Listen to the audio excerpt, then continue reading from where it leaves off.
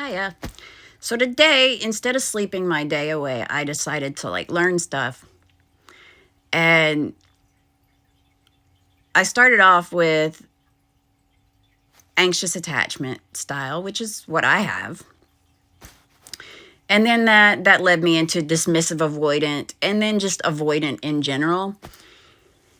And as I was listening to all the avoidant stuff on YouTube from professionals in the field and reading stuff on avoidance, I remembered my ex-husband had looked into it just a tiny bit, and he thought I was a dismissive or an avoidant. And I know why. It's because up until recently, I didn't think that I could appreciate somebody's love language being physical touch. I told myself I didn't need that. Why did I tell myself that? Because as a young person trying to hold their parent's hand, or needing a hug, or feeling like they needed a hug, and having that thrown back at me as, get the fuck off me. What the fuck are you doing? Don't fucking touch me. That's what I got from my parents. And from a lot of people. Get the fuck away from me. We don't want you around. And so I told myself I didn't need those things. I don't need them. And this led a lot of people to believe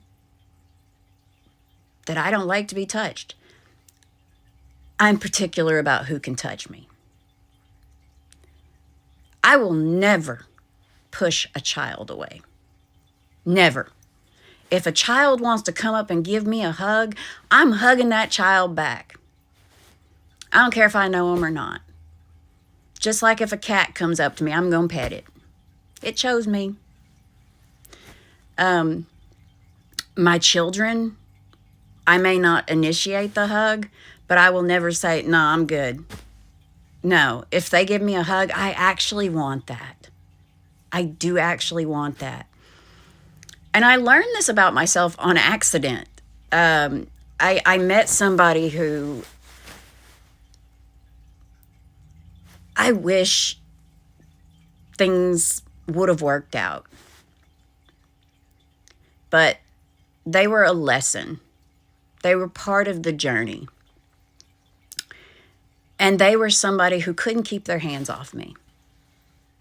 And I realized that I really like that. That made me feel a certain way. Now, at the same time, this person was somebody who I was 100% myself with. I didn't hide. There was no mask. There was no watering down of myself. There was no biting my tongue. There wasn't a single moment of them being rude to me or cutting me off.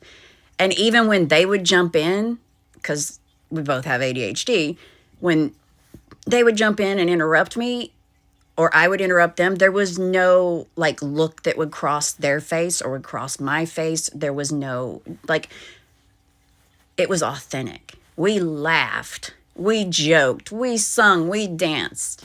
It was great. And so I was really, really comfortable with the closeness, and it didn't feel like they were being clingy. It didn't feel like I was being clingy. It just felt natural. But their values didn't align with mine. And so they were just a lesson. And now it's like I crave that. But at the same time, I can't reach out and grab it because I don't want to be clingy. I figure if somebody wants to sit with me, to hold my hand, to kiss me, to hug me, to love on me, they're going to do that because that's how things go. And I don't want to initiate those things because I don't want them to feel like I'm pushing myself on them or I'm being clingy, because I don't want to be clingy. And I also, I think I'm always going to be afraid that they're going to push me away. I got a little bit too exuberant about kissing somebody, and they said, "Hey, you're going to knock my teeth out." And I felt that rejection, even though I was like telling myself that wasn't rejection. They were protecting themselves. You came at them with exuberance, and it was too much. And we can't be too much around people. It was nice to be myself around somebody.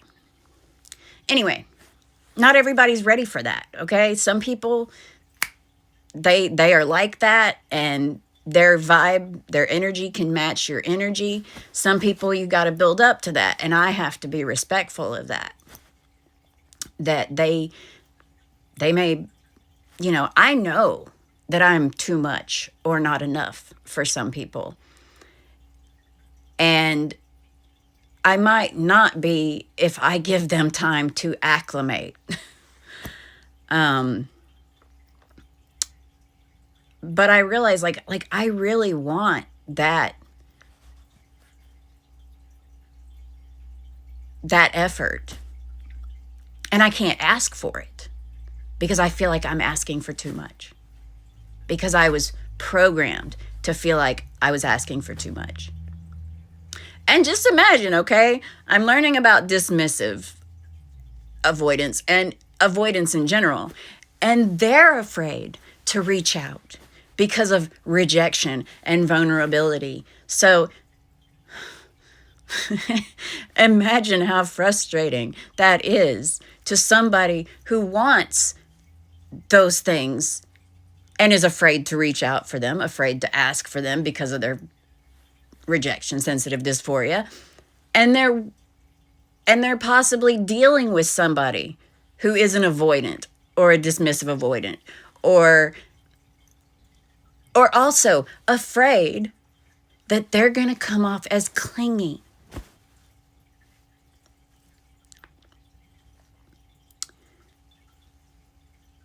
And for me, if I'm having sex with you, you can touch me anytime you want. Like, I am not off limits. If I have sex with you, I am not off limits. I will take all the hugs, kisses. I am not going to call you clingy. Because clingy to me is when I'm doing a project and somebody's standing in the doorway going, "How much longer are you going to be doing that?" Clingy to me is when I go for a walk and I'm not gone 2 hours before somebody's calling me on the phone or texting me, "Hey, when are you going to be back? Hey, hey, hey, hey." Like, hey, give me 2 fucking hours to be by myself. Like, I understand autonomy, independence, freedom. It's like, hey, let me be me. Like, if I've gone for a walk or I'm at the thrift store, leave me alone. If you didn't go with me, leave me alone. It's my time. And I understand boundaries of my time. But when it comes to physical touch, if you are related to me by blood or having sex with me, hugs, kisses, it's all welcome. Yeah. And I just wanted to say that for those who love me, who know me, they know that like that's acceptable to me. It's not that I'm holding you off at arm's length. It's not.